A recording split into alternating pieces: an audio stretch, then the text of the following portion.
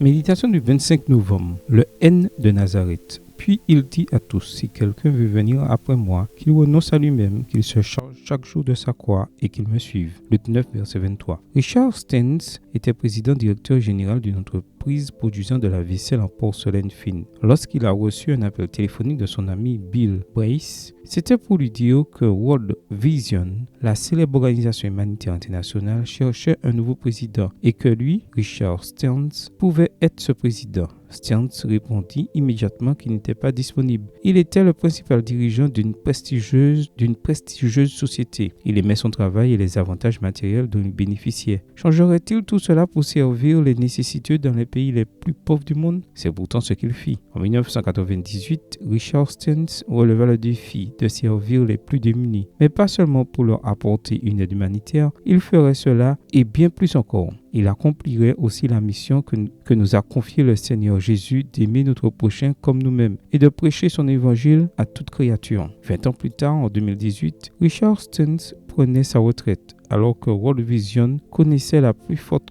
croissance de son histoire. Le budget avait triplé. L'institution employait environ 40 000 personnes et fournissait une aide humanitaire à une centaine des pays les plus pauvres de la planète. Cependant, lorsque Jeremy Wender du magazine Christianity Today, le christianisme aujourd'hui, lui a demandé quel souvenir il garderait à la retraite, sa réponse n'eut rien à voir avec ses réalisations. Au lieu de cela, il montra aux journalistes une mosaïque sur laquelle était gravée la lettre N en arabe. Il s'agissait d'un cadeau qu'il avait reçu de la part de chrétiens réfugiés de la région du Kurdistan en Irak. Que signifiait cette lettre N? Une femme du groupe lui avait expliqué que les terroristes de l'État islamique d'Irak et de Syrie, mieux connus sous le nom d'ISIS, avaient coutume de peindre la lettre N de Nazareth sur les maisons où vivaient les chrétiens, pour les identifier et ensuite les piller. Pour nous, les disciples du Christ, avait dit la femme, c'est notre croix. Ce qui, pour certains, était un symbole de honte, représentait pour eux l'honneur d'être les disciples du Nazaréen mort sur le calvaire. Aujourd'hui, quand Stearns voit la mosaïque, il se souvient d'une femme réfugiée qui, au péril de tout, étudiait la Bible avec d'autres croyants dans une maison marquée de la lettre N. Ils ont tout perdu, dit Stearns,